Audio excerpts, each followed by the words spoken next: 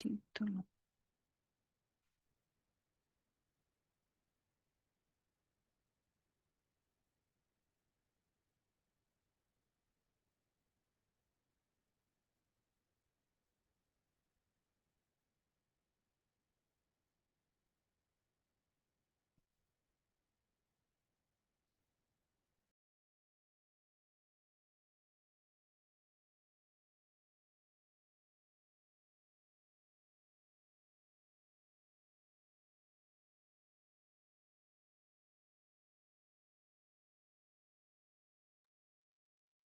Piero, hola Piero, buenas tardes. Piero, ¿me escuchas?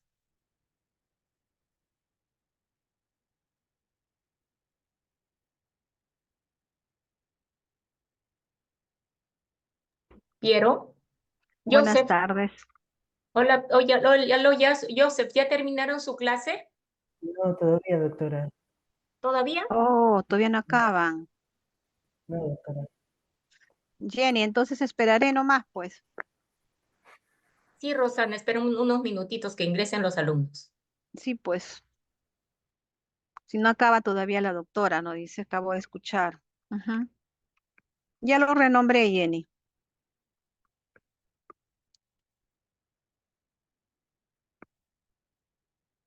Ya, no, es que no está tu nombre, está como URPHND, no Ah, dice no. doctora Ah, Pantoja, ¿quieres que Rosana ponga mi Pantoja. nombre? Ah, ya, yo he puesto ya lo cambio ahorita.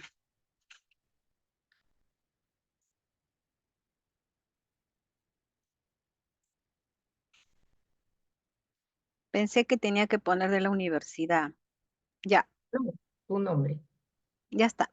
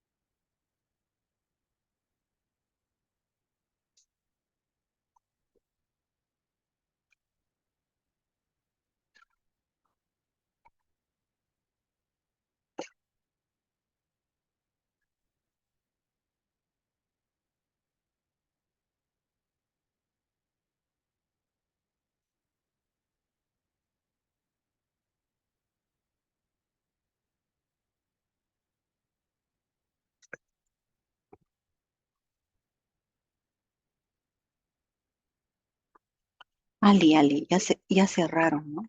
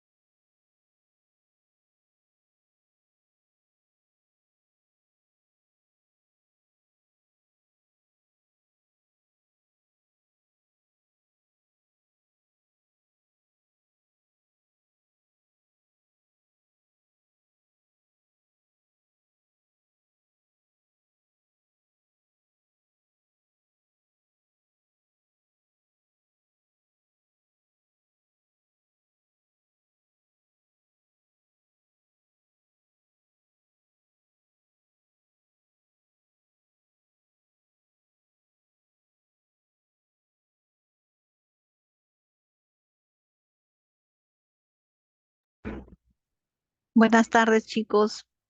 ¿Pueden avisar que ingresen todos? Porque no están todos. Buenas tardes, doctora. Recién acabamos de salir de la clase de la doctora Lo. Ya, avisen que ven, que entren todos y van a prender sus cámaras, ¿ok? Para poder dar inicio.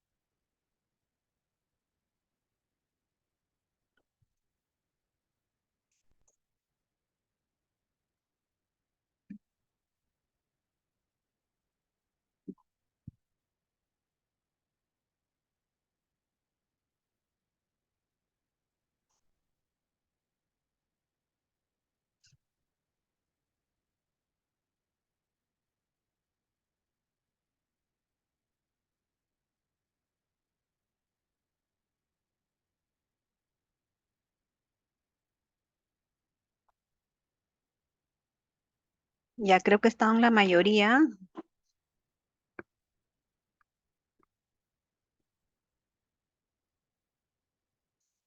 ¿Cuántos son ustedes, chicos? Buenas tardes con todos. Voy a poner ya el video. Pongan sus videos. Doctora Bueno, Pantoja, buenas sí, tardes. Te habla buenas Jaime tardes. Silva. Soy Jaime Silva, su coordinador de curso. Ah, ¿cómo Quería está, doctor? que me dé un minutito para conversar con los alumnos. Eh, Estimados alumnos, la asistencia, el control de asistencia a las clases teóricas se van a medir en forma automática mediante el envío de una encuesta de asistencia en cada clase teórica que se dé. Esta encuesta va a salir en el chat en cualquier momento de la clase. Puede ser al principio, al intermedio o al finalizar la clase. Y las marcación de asistencia es durante la clase. O sea, si ya se pasan la hora, no se considera válida la asistencia porque está bloqueada según el horario de clase. ¿De acuerdo? Tengan especial cuidado en colocar su código de matrícula. Es importante porque es el código de matrícula el que jala la asistencia. Si ponen mal el código, el sistema genera un error y no reconoce la asistencia. Por favor, es responsabilidad de ustedes saber su código de matrícula, que es el mismo desde que ingresaron, y colocarlo, digitarlo correctamente. ¿De acuerdo? Tengan cuidado porque el 30% de inasistencia los inhabilita a tener promedio final de teoría. ¿De acuerdo? Así que por favor les pido que asistan a las clases teóricas. Muy bien, doctora Pantoja, los dejo. Gracias, doctor. Bueno, buenas tardes, chicos, a todos. Como les dije hace unos minutos, pongan sus videos para conocerlos, porque la verdad que con esto de la virtualidad no nos conocemos, ¿ya? Para poder empezar la clase un poquito tarde, pero ¿ya? A ver, solamente veo dos que han puesto. Pongan todos. Muy bien, muy bien. Muy bien, chicos. ¿Ya? Bienvenidos. Hoy día es el primer día de curso, ¿ya? Ya han hecho su práctica, ya hicieron su primera clase el día de hoy con la doctora Lo. Vamos a continuar ahora con el syllabus, ¿no? ¿Saben qué tema es el siguiente? A ver, ¿alguien puede decirme?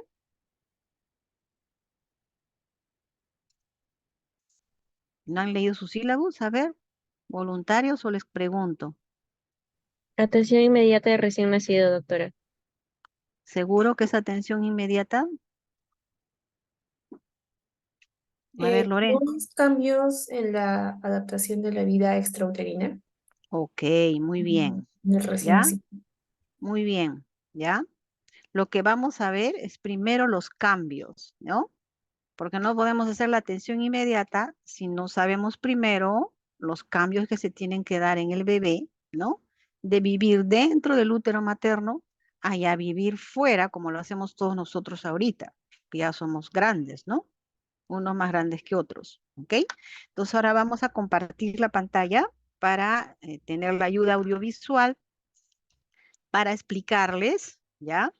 Estos cambios de la forma un poco lo más sencilla posible. Ustedes ya han hecho fisiología, ya han hecho todos los cursos básicos, ¿no? Y en base a eso es que vamos a conversar un poco ahora, ¿ya? Voy a compartir la clase.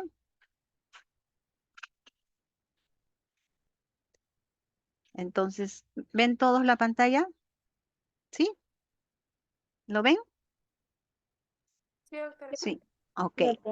¿Ya? Entonces vamos a ver los cambios en la adaptación, ¿ya? Cómo se adapta este bebé de vivir intraútero a vivir fuera del útero materno y luego la evaluación de este bebé cuando ya nació, ¿no? Entonces los objetivos de la clase son explorar estos cambios, ¿no?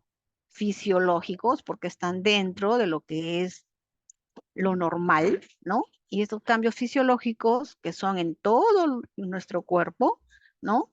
Vamos a verlos por sistemas, ¿no? Que son la parte respiratoria, cardiovascular, neurológica, que tiene que ver también con la parte sensorial. Y con estos cambios, ¿no? Viene de la mano es conocer los periodos de la transición neonatal, ¿no? Porque estos cambios, ¿no? Se van a dar por etapas, ¿no? Y además luego, al finalizar ya la clase, que es la tercera parte, vamos a ver, ¿no? La evaluación básica del recién nacido, ¿no? Tanto lo que es de un recién nacido normal, como algunos hallazgos que podemos encontrar dentro de la normalidad y también las anomalías, ¿ya?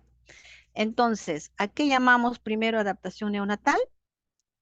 A ese periodo de cambios fisiológicos que se van a dar al momento del nacimiento y se dan, como les dije hace unos minutos, en todos los sistemas, ¿no? De este bebé, especialmente en el aparato respiratorio y cardiovascular. ¿Y por qué decimos especialmente en estos aparatos? Porque acuérdense que todos, cuando hemos estado en el vientre materno, porque todos venimos de una mamá y todos hemos estado en el vientre materno, ¿no? Dentro estamos cubiertos de agua, de líquido, el líquido amniótico. Y luego, cuando nacemos, vamos a cambiar y vamos más bien a respirar. Entonces, por eso es que estos sistemas son los primeros que son los que tienen que adaptarse, ¿ya? Ahora, cuando existe una adaptación neonatal exitosa, ¿no? La interacción de estos sistemas respiratorio, cardiovascular, termorregulador, porque la temperatura intraútero es muy diferente luego a la temperatura que está en ambiente externo, ¿no? Se va a tener que dar una transición exitosa también a este nivel, también a nivel metabólico e inmunológico, ¿ya? Cuando existe una mala adaptación, ¿no? Se puede dar por diversas causas, entre ellas cuando hay condiciones anormales, tanto de la madre o a nivel placentario o del mismo feto, que pueden producirse ya sea en la gestación, en las últimas etapas de la gestación, durante el trabajo de parto, el mismo parto o el posparto inmediato. ¿Ya? Entonces, para que tengan en cuenta esto. ¿Y por qué es importante la evaluación, ¿no? de todos estos cambios y la evaluación en el mismo bebé?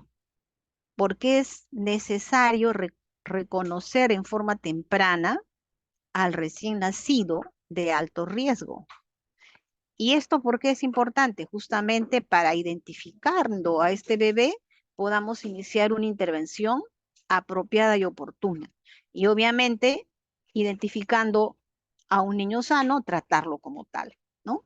Entonces, vamos a repasar un poquito, recordar cómo es la circulación fetal, porque hemos hablado de que los cambios principales o los que más evidencia tienen son a nivel cardiorrespiratorio. Entonces, miren en la lámina, ustedes están viendo la circulación fetal y se caracteriza porque tiene un ductus venoso, un foramen oval y un ductus arterioso.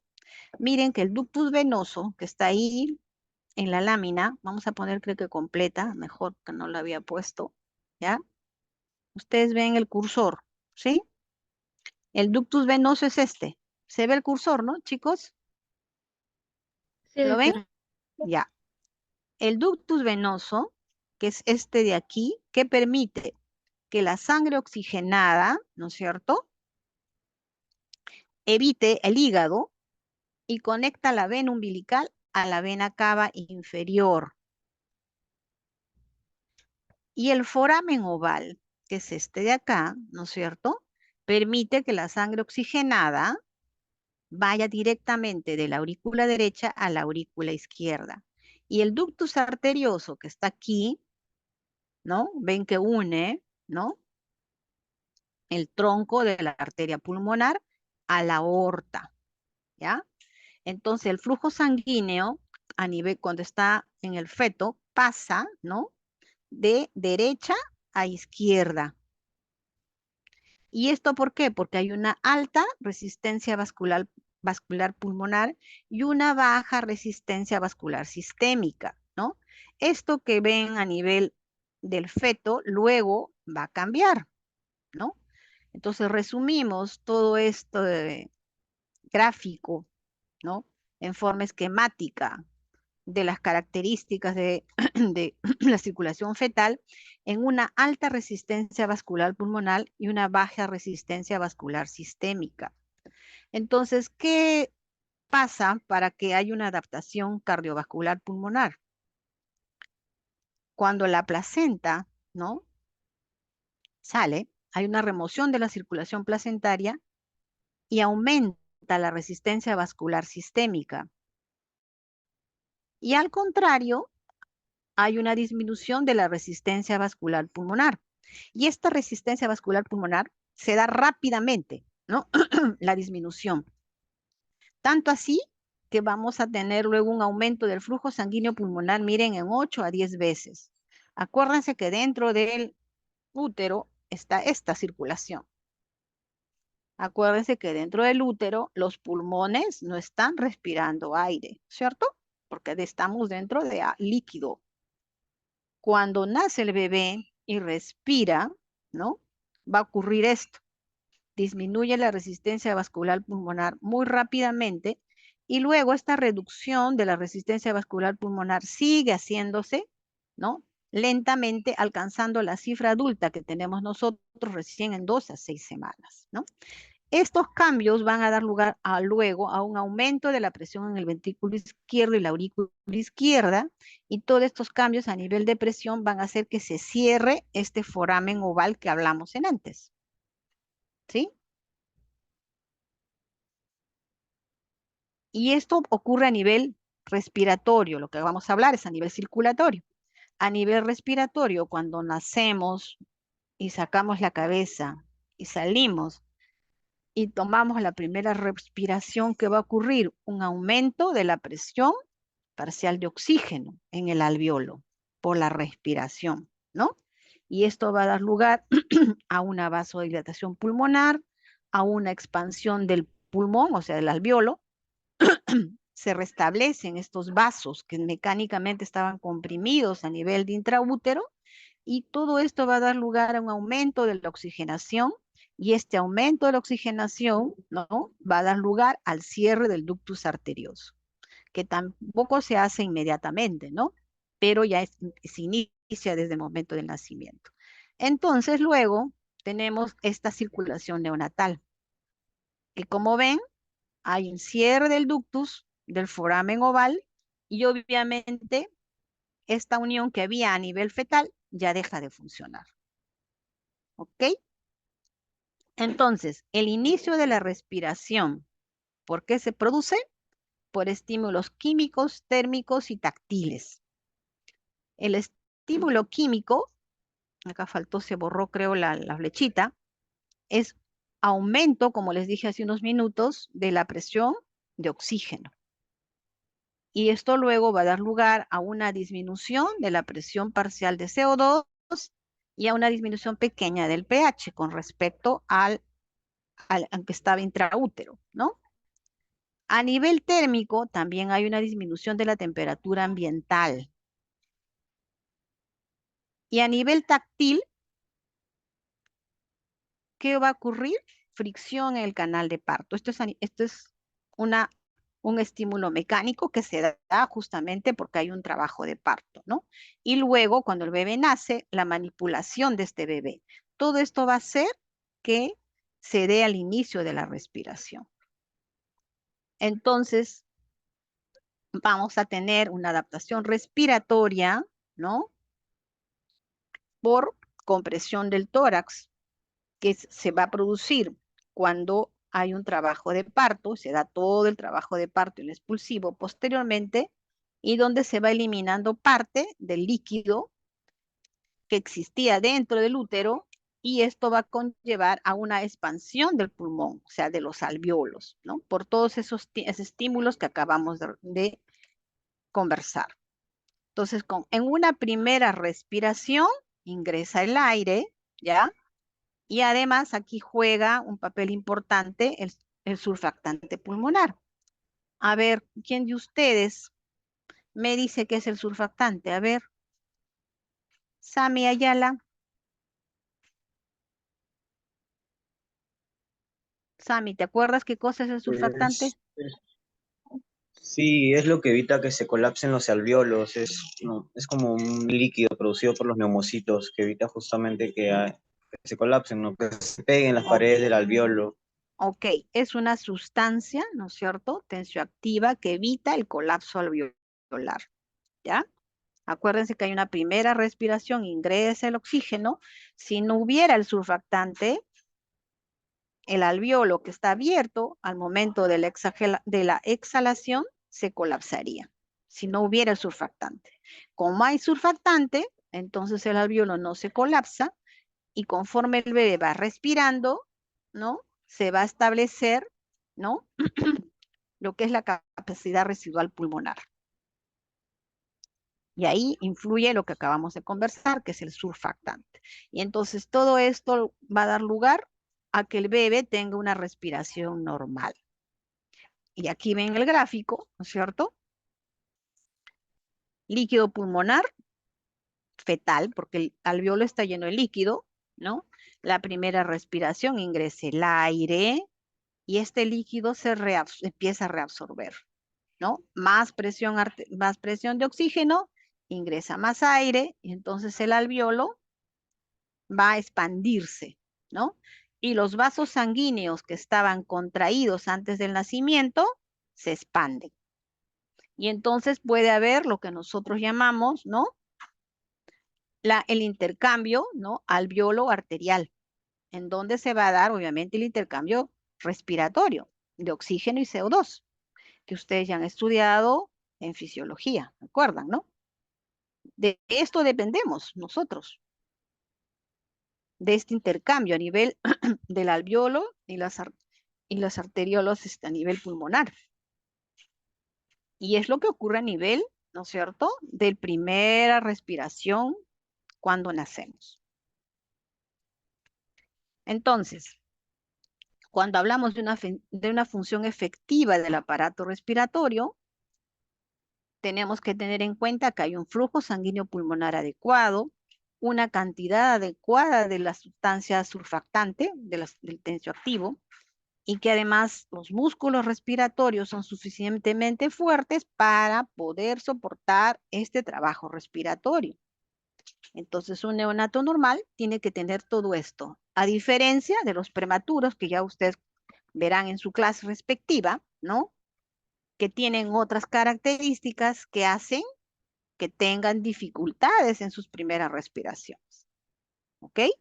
Entonces, y los factores que mantienen alta la resistencia vascular pulmonar, ¿no es cierto?, son los que ven en la lámina. O sea, cuando hay problemas. Un niño que nace con asfixia y obviamente va a tener un oxígeno bajo, va a tener hipoxia, va a tener problemas con esta resistencia, ¿no? O la telextasia pulmonar o un pH bajo, ¿no?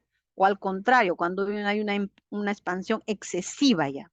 Entonces, estos son problemas ya a nivel respiratorio. Lo normal es lo que vimos previamente, ¿ya? Otros cambios que tenemos que tener en cuenta,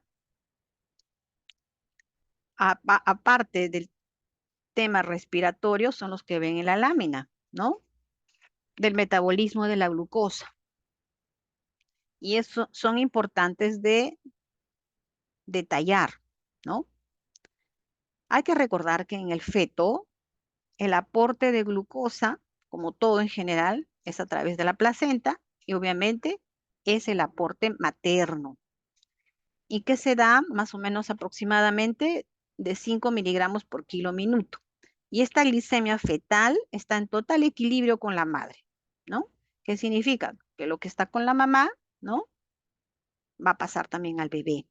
¿Qué ocurre cuando nace? Hay un cese súbito de este aporte de glucosa y una disminución entonces paulatina en el bebé en 30 a 90 minutos como máximo, ¿no?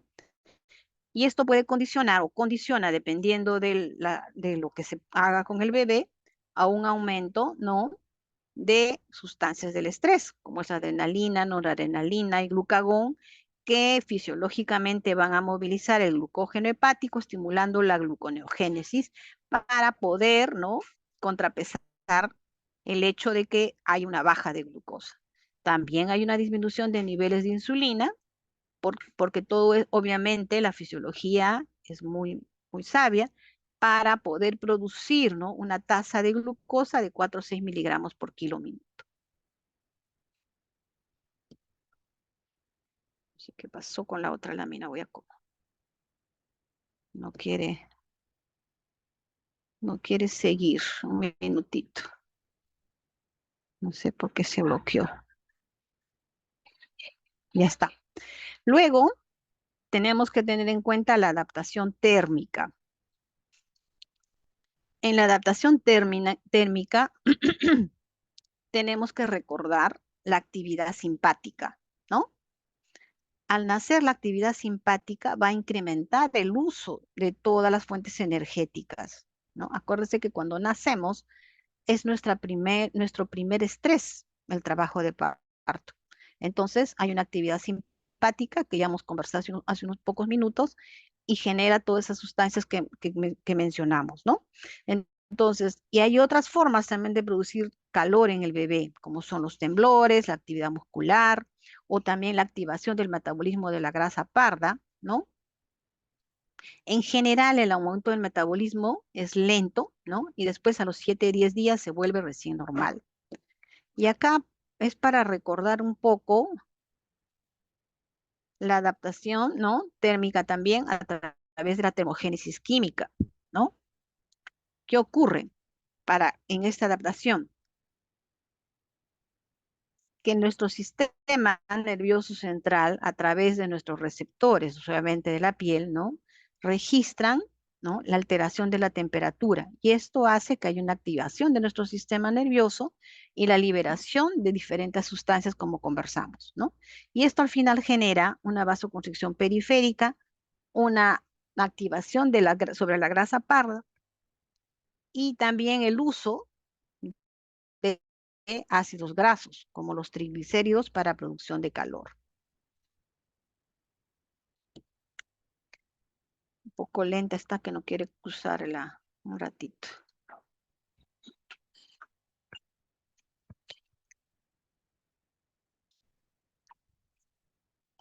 Un ratito, chicos, no sé por qué se ha quedado bloqueado.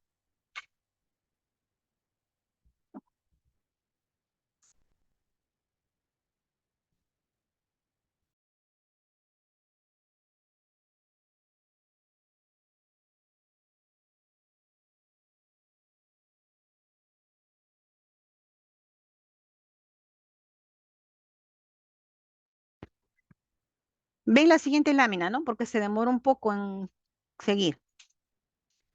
Entonces, acá en la adaptación térmica tenemos que recordar un poco los mecanismos, ¿no? Tanto de pérdida como de ganancia de calor, que es la convección, la evaporación, la radiación y la conducción, ¿ya? En la lámina ustedes están viendo los porcentajes, ¿ya? De pérdida de calor de acuerdo a que sea convección, que es más o menos 37%, por evaporación, 16%, por conducción, 4%, por radiación, 43%.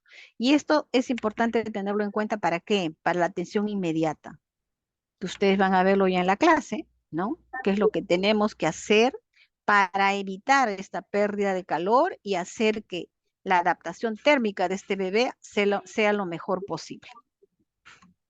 ¿Ok? Está un poco lenta, creo. Ahora sí creo que entraron todos, ¿eh? Igual la clase queda grabada para que puedan ustedes volverla a escuchar.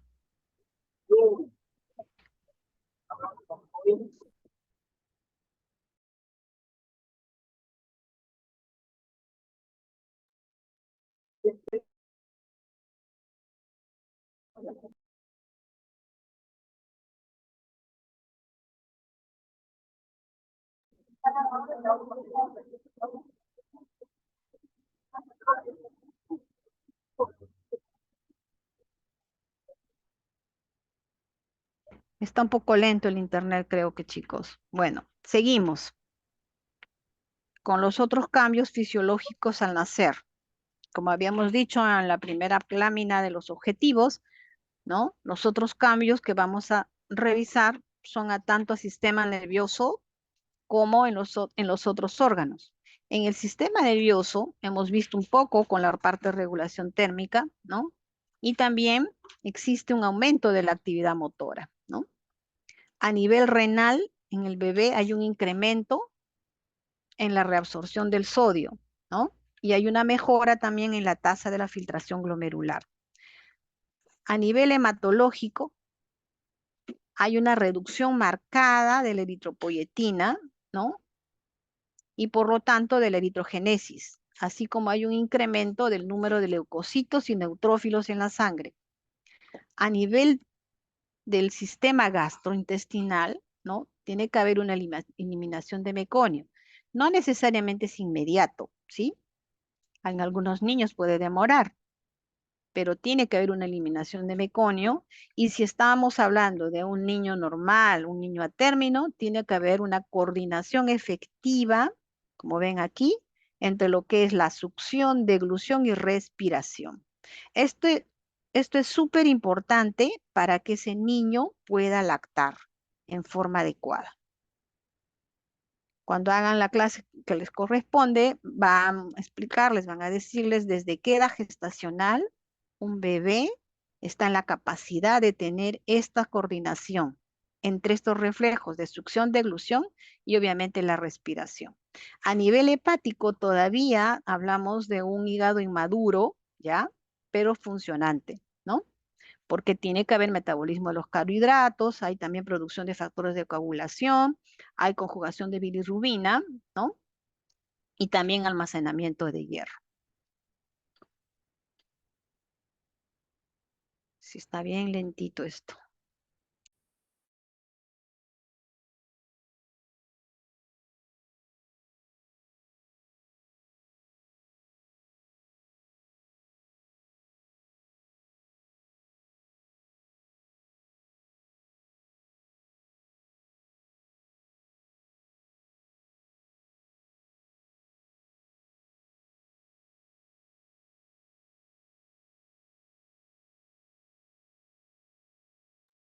Doctora, su micro está apagado, por si acaso. Ay, disculpen chicos, lo que pasa es que se pone muy lento el internet y no podía pasar la lámina, ¿no? Ahora sí me escuchan, ¿no? ¿Sí? Doctora. Ya. Doctora. ¿Tienen alguna duda hasta ahí? ¿O continuamos? Puede continuar. Doctora, y si apaga su cámara, capaz le jala. Ah, a ver, pero ¿no se van a dormir ustedes? No, igual no. Ya, entonces una buena adaptación significa que hay una eliminación del líquido pulmonar fetal, hay un establecimiento del patrón respiratorio continuo, hay una secreción de surfactante, ya hemos conversado por qué, Y entonces hay un establecimiento de una capacidad residual funcional. Y obviamente esto viene de la mano con una caída de la resistencia vascular pulmonar que les expliqué al inicio, con un incremento de una presión sistémica, cierre de los shunts a nivel del ducto arterioso y el foramen oval, y un incremento del flujo sanguíneo en la arteria pulmonar, incremento o inicio de la termogénesis con la grasa parda y los mecanismos que hemos conversado, y gluconeogénesis por movilización del glucógeno hepático. A ver, voy a apagar a ver la cámara, a ver si así funciona más rápido. Igual. Es muy lento esto. A ver, hay que tener paciencia. Ya.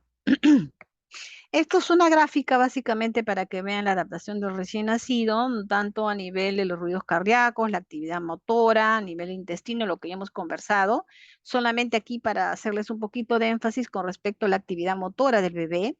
Cuando nace el niño hay una primera momento que se llama primer periodo de reactividad alerta. ¿Qué significa? Que el niño nace y como su nombre lo dice, está reactivo, está alerta. ¿Para qué? Para que pueda tener contacto piel a piel con la mamá y pueda lactar. Eso se da en el primer momento que nace. Luego recién pasa el periodo del sueño y recién luego a un segundo periodo de reactividad. Por eso es importante que cuando el niño nazca, se le ponga con la mamá al inmediato. Porque si ustedes esperan un par de horas, ¿qué va a estar? ¿En qué periodo del niño? En el sueño. Y obviamente no va a lactar. Entonces tiene que ser justamente en este primer momento porque es fisiológico. ¿Ya? Lo demás lo hemos conversado un poco, solamente que está ahí ya con mayores datos. Entonces, los periodos de transición que conversamos al inicio, ¿sí? Existe un primer periodo de transición, que es el primer periodo de reactividad, que se da en los 30 minutos, ¿no? En donde hay un cambio de predominio simpático, o sea, de estado de alerta, alternando con actividad y llanto. La frecuencia cardíaca en este caso del bebé puede estar de 120, 140 o también llegar a frecuencias cardíacas mayores como 160, 180. Igual la frecuencia respiratoria puede estar de 60, 80 como máximo. Acuérdense que es el primer periodo, ¿ya? Y el esfuerzo respiratorio podemos tener, ¿no? Algunas retracciones, ¿ya? Aleteo nasal muy raro, ¿ya? Pero muy poco tiempo, porque si ya pasa este tiempo, ya sí, ya hay problemas, ¿no? El segundo periodo, solamente que demora un poco pasar la lámina. Ay, Dios mío.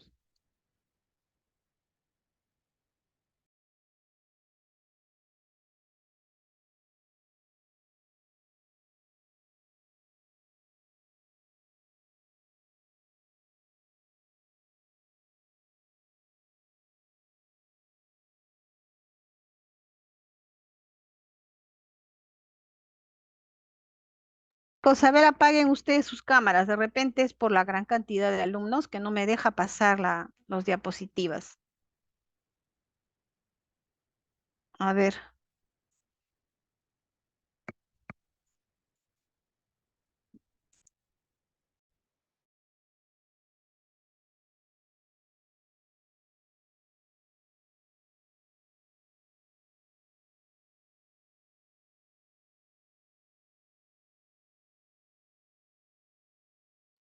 A ver, ya pasó la lámina recién.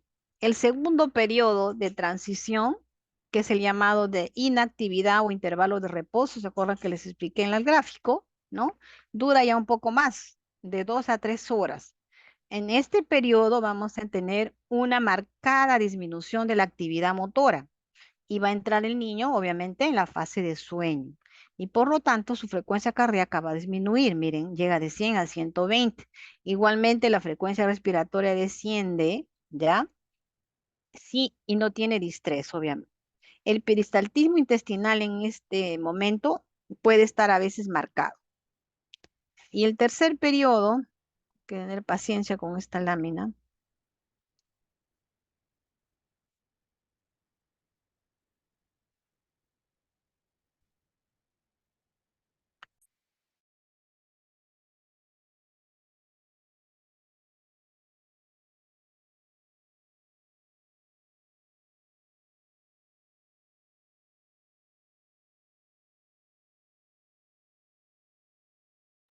El tercer periodo, ¿no? Dura de 6 a 8 horas y es parecido al primer periodo de reactividad. ¿Me escuchan, no, chicos? Chicos, ¿me escuchan como no los veo? Sí, Sí, doctora. doctora, sí se escucha. Ya. Ok, entonces en este periodo va a haber taquicardia, taquimia, puede haber cambios en el tono muscular, en el color, en la producción también de moco, puede haber tendencia a náuseas, puede, no necesariamente haberlo, ¿ya? Y hay una aparición de respuesta a los estímulos, ¿ya? Y va a haber expulsión de meconio y va a tener muestras de querer, obviamente, al seguir alimentarse, ¿no? A ver, ¿cómo es esto? Siguiente, ahí está, así está mejor, ya. Y pasamos a la última parte de la clase, que es la evaluación del recién nacido. Teniendo en cuenta, ¿no? Lo que hemos explicado, los cambios fisiológicos, los momentos de transición, ¿no es cierto? Tenemos que evaluar al recién nacido en este contexto, ¿no? Entonces, los momentos para evaluar es uno en la atención inmediata, luego en el periodo de adaptación, luego al cumplir las 6 horas, o sea, cuando ya está pasando su periodo de adaptación, y a las 24 horas, y cuando se requiera en el sentido de la definición de los riesgos del bebé, ¿no? Y posteriormente, previo a ser dado de alta con la madre. La evaluación del recién nacido incluye todo lo que ustedes ya han aprendido en semiología: la observación o la inspección, la auscultación, la palpación y la percusión cuando se requiere. Y esta evaluación tiene que ser en forma sistemática y ordenada, céfalo-caudal, ¿no? Aunque en algunos casos se pueda adaptar al bebé de acuerdo a la situación en particular. Entonces, cuando evaluamos al recién nacido, tenemos que observar la simetría, la respiración, los movimientos, el comportamiento de este recién nacido, que incluye la lactancia materna, o sea, cómo se comporta con la lactancia, y debemos evaluar siempre las funciones vitales, el color y la temperatura. Entonces, acá tienen ustedes un algoritmo para la evaluación del neonato desde el nacimiento. Y entonces nosotros, para definir qué es lo que vamos a hacer, siempre nos tenemos que hacer estas 3 preguntas que ven aquí en este rombo. Si el bebé es nacido a término, ¿no? Si tiene buen tono o cómo está su tono, y si respira o llora. Si es que todas estas preguntas dicen sí, entonces ese bebé tiene que permanecer junto a la mamá durante toda la atención de rutina del bebé, y vamos a mantener su temperatura del bebé, y vamos obviamente a posicionar la vía aérea, despejarla, etcétera. Todo eso lo van ustedes tender más al detalle cuando hagan atención inmediata y cuando hagamos el RCP con mayor razón, ¿no? Y si es que es no, obviamente se tiene que hacer todas las otras maniobras que requieran de acuerdo al caso, ¿no? Entregas calentar para mantener la temperatura, posicionar la vía aérea, despejarla, si fuera necesario, hacer maniobras de reanimación, eso de acuerdo ya al caso. Entonces, cuando hacemos la atención del recién nacido, teniendo en cuenta lo que acabamos de hablar, ¿no? Siempre en un bebé normal, donde todo ha sido sí, se tiene que hacer el contacto precoz, como ven en la lámina, con lactancia materna. Este es un bebé que recién nació, miren que ya tiene su 1,12 base, ¿no? El clampaje tardío y los cuidados generales del recién nacido, que incluyen mantener la temperatura, aspirar solo cuando es necesario, secar y cambiar los campos. Luego de todo eso, recién hacer la antropometría, que incluye peso, talla, perímetro cefálico, evaluar la edad gestacional y la adecuación, que eso lo van a ver en otra clase, igual las medidas profilácticas y la identificación. Esto es cuando nace. Luego en alojamiento conjunto, ¿no? Y en alojamiento conjunto, con mayor razón ver lo que es la lactancia materna exclusiva, porque la lactancia materna no solo es nutrientes y protección inmunológica, sino también fundamentalmente vínculo, que es súper importante, ¿no? Cuando hacemos también la atención y la evaluación del bebé, al momento del nacimiento, tenemos que usar el instrumento del Apgar, que evalúa los parámetros que ven ahí, 5 parámetros: frecuencia cardíaca, esfuerzo respiratorio, ¿no? Tono muscular, color y esta respuesta, ¿no? Y también, si es que hay dificultad respiratoria, el test de Silverman-Anderson, que lo van a ver al detalle cuando hagan el tema respiratorio, ¿ya? Los signos vitales promedio, ya hemos estado viendo un poquito en las láminas pasadas, ¿no? Vamos a revisar solamente un poco cómo es la talla, el peso al nacer, que va de 2,5 kilos hasta menos de 4, porque menos de 2,5 kilos es bajo peso y más de 4 es macrosómico, ¿ya? Y la pérdida del peso del bebé, que va de 5 al 10% en las primeras, ¿no? días. La talla, que va de 45 a 52,5 centímetros, el perímetro cefálico, que va de 33 a 35, el torácico de 30 a 33, ¿ya? La presión sanguínea varía de acuerdo a la gestacional, ¿no? Eso no lo vamos a, solamente para que lo tengan como referencia, porque básicamente se utiliza para la evaluación de niños con problemas o patologías, ¿ya? Lo que sí es importante que conozcan son la frecuencia cardíaca, como es el pulso, la respiratoria y la temperatura, ¿no? El pulso, miren, varía desde 110 hasta 160. En algunas bibliografías van a ver 120, ¿no? Y la frecuencia respiratoria de 30 a 60, en algunas bibliografías van a ver de 40 a 60.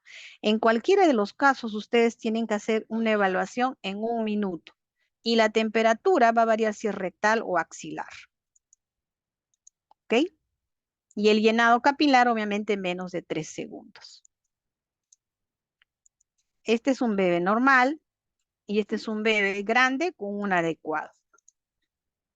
Y obviamente el otro niño es un prematuro. ¿Ya? Acá van a ver ustedes fotos de patologías. ¿Ya? Como ven acá en la cabeza. Pueden haber hallazgos usuales de simplemente de moldeamientos, ¿no? Como ven aquí en la lámina, que básicamente es cuando son partos vaginales, ¿no? O también, como ven en el cursor, este es un cefalohematoma, que es como un pequeño chinchoncito, ¿no? Por colección de sangre a nivel del cráneo, ¿no? Las anormalidades, como ven aquí en el lado derecho, sí puede haber, ¿no es cierto?, moldeamientos severos, sobre todo cuando se utilizan forceps o algunos equipos que felizmente ya ahora no están en uso, ¿no?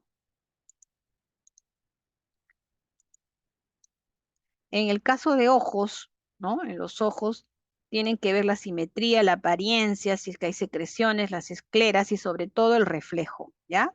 El reflejo rojo presente es importantísimo en la evaluación del ojo. Si es que no está presente, es que hay algún problema. Por eso las anormalidades son cuando no hay reflejo rojo, cuando hay hemorragia o cuando hay ictericia, si es que hay secreciones, si es que hay un edema marcado o si es que hay desviación. En las orejas igual, ¿no? El hallazgo normal es una oreja bien formadita, el cartílago presente, como ven en la lámina. Las variaciones, puede haber papilomas, tanto preauriculares como posteriores, ¿no? O puede estar un poco doblado dependiendo de la posición. Pero acá ven también anormalidades en el lado derecho, ¿ya? Implantación baja de la oreja o también hendiduras, ¿no? O ya patologías como la que ven el síndrome de Apert. En el caso de la nariz, ¿no? Tiene que ser simétrica, hay que ver la forma, la permeabilidad. Puede haber variaciones simplemente normales cuando presentan algunas veces secreciones, ¿no? Que pueden interferir con la respiración, por eso es importante hacer la limpieza, o anormalidades como ven en la lámina. En el caso de la boca, ¿no? Hay que ver no solo los labios, sino todo lo que existe dentro de la boca, como es la lengua, el paladar, las encías, ¿no? Siempre aquí tienen que verificar que no haya frenillo, como ven en la lámina que está en el lado derecho, ¿no? O peor, en como la lámina superior, donde ustedes están viendo, ¿no? Un paladar hendido doble, ¿ya? Son patologías ya con este caso. En el tórax tienen que ver la forma, ¿no? Cómo está la clavícula, cómo se expande, ¿ya? Y cómo está el tejido mamario y el pezón, que eso también lo van a ver cuando hagan capurro. Y anormalidades en la forma, como por ejemplo puede ser un tórax en tonel, o puede haber fractura de clavícula, o puede haber un movimiento asimétrico del tórax, o una respiración con dificultad, ¿no?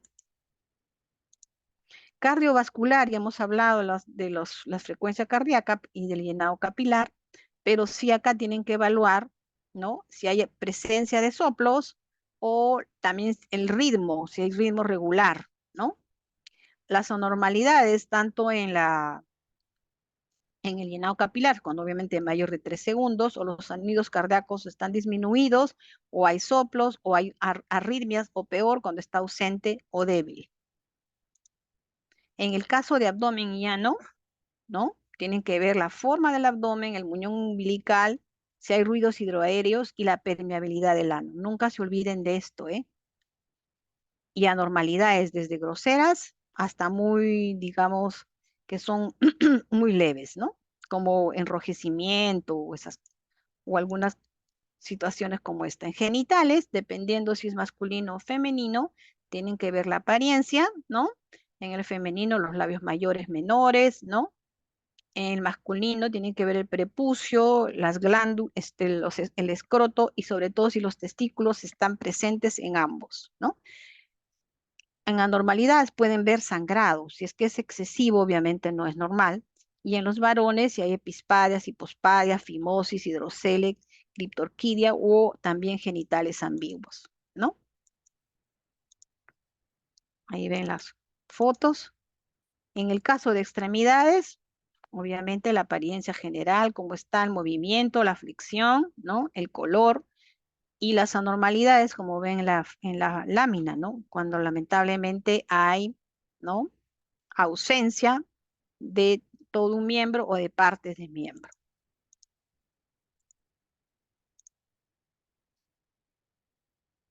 Acá ven, ¿no? También patologías como del pie equino, ¿ya? Puede haber equinovalo reductible o no reductible, o en el caso de los dedos también puede haber edema, ¿no? O defectos como partes faltantes o polidactilia, o también problemas articulares. A nivel de la columna, es importante observar toda la columna para ver si no hay patologías a nivel lumbosacro. Como ven aquí, una fosita, y en este caso, ¿no? Problemas ya de patologías completas, ¿no? Desde espina bífida o mielomeningocele, como ven en este caso. En la piel es importante definir la ictericia, ¿no? Y los hemangiomas, como ven en la foto, ¿ya?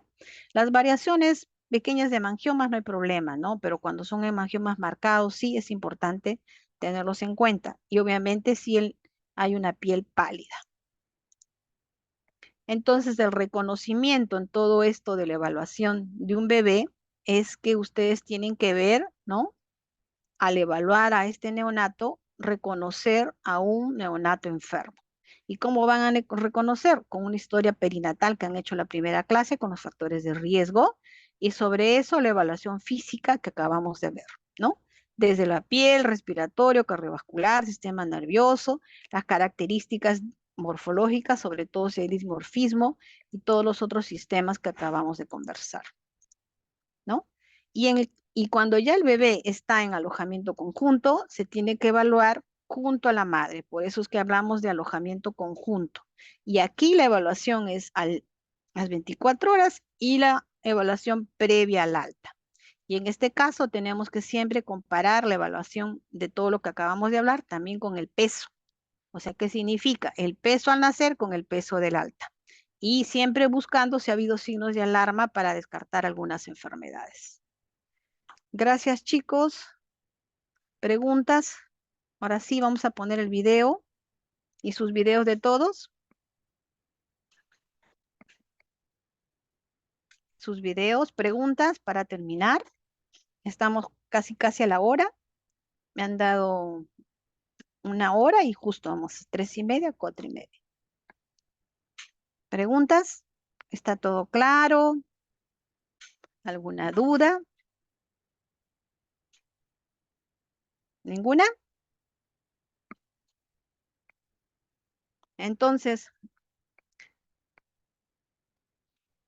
doy por entendido que está clarísimo. O sea, en su examen de este ítem, de este tema, van a sacar 20.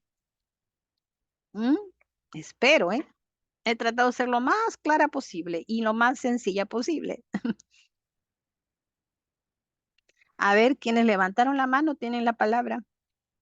Tenemos 3 minutos, pero bueno. Buenas tardes, doctora. Yo tengo una consulta. ¿Me escucha? Sí, puedes hablar un poquito más fuerte, pero sí te escucho. Sí, doctora. Mi duda es por qué la acidosis mantiene una alta resistencia vascular pulmonar. Lo mencionó en la clase usted. Claro, lo que pasa es que el pH de intraútero, ¿no? Es un pH menor que cuando ya el bebé sale, ¿no? Ahí en la lámina solamente está una flechita hacia abajo, ¿no? Significa que cuando nace el bebé el pH va a disminuir, pero no significa que va a ser acidótico. Por eso es que les dije cuando expliqué esa lámina que ahí faltaba una flechita. Significa que va a disminuir, pero que no está acidótico. ¿Me dejo entender? Se va a mantener dentro de lo que son el pH ya que conocemos normal, que es 7 punto ¿cuánto? A ver, ¿cuál es el pH que tiene que ser normal? 7.35. ¿No te escuché? 7.4. 7 punto ¿cuánto? 7 punto. 7.35 a 7.45. ¿Me escucha, doctora? Ok. Cuando está dentro del feto es menos de 7.35. ¿Ya? Entonces nace el bebé y baja un poquito, pero luego se sube. Por eso que les dije que en esa lámina, ¿no es cierto? Falta una flechita para hacia arriba. No sé si fui clara. No puedo retroceder porque acá estas láminas se demoran un siglo. ¿Ya? Sí, doctora. Entonces, ¿qué explicaría que, por ejemplo, en los factores que mantienen la resistencia vascular pulmonar elevada, en el caso de los neonatos, cómo explico que la acidosis lo mantenga alta, ¿no? Porque eso me causaría, supongo, alteración. No, no, no, no. Yo no he dicho que la acidosis lo mantenga alta. Yo lo que he explicado ahí son los estímulos. Son los estímulos para que pueda haber la respiración. Me han entendido mal.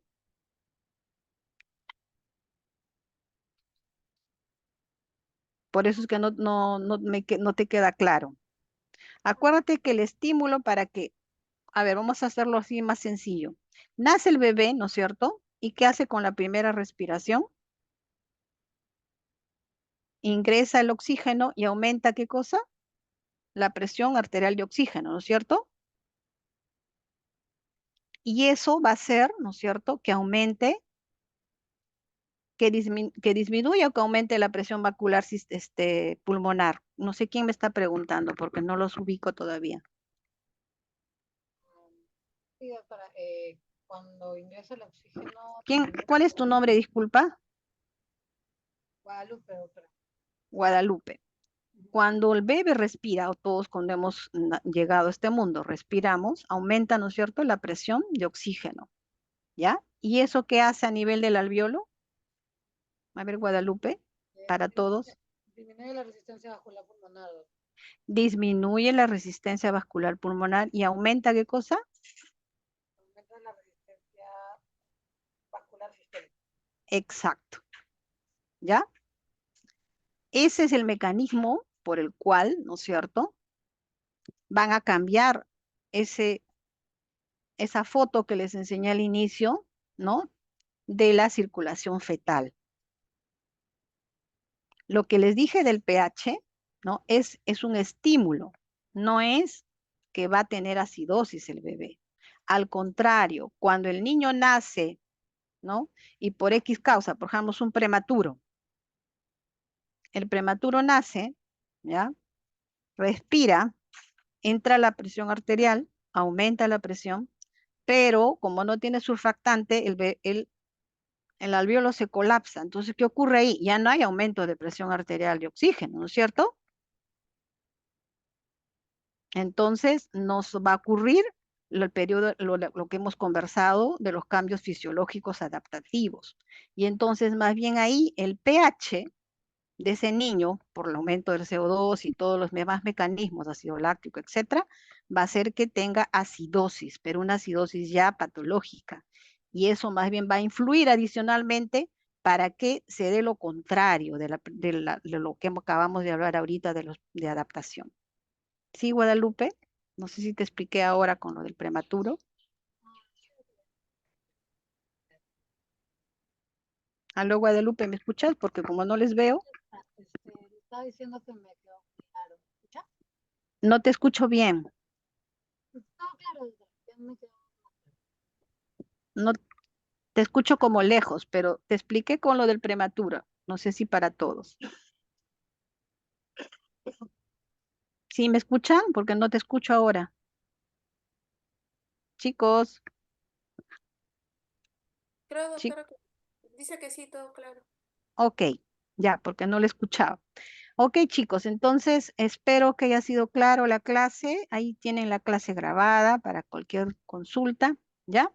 Si no, estamos siempre plenos a cualquier duda, ¿ya? Bueno, entonces nos despedimos, ¿ya? Buena tarde, nos vemos. Chao. Gracias, doctora. Ya, gracias, chicos. Gracias, doctora. Chao.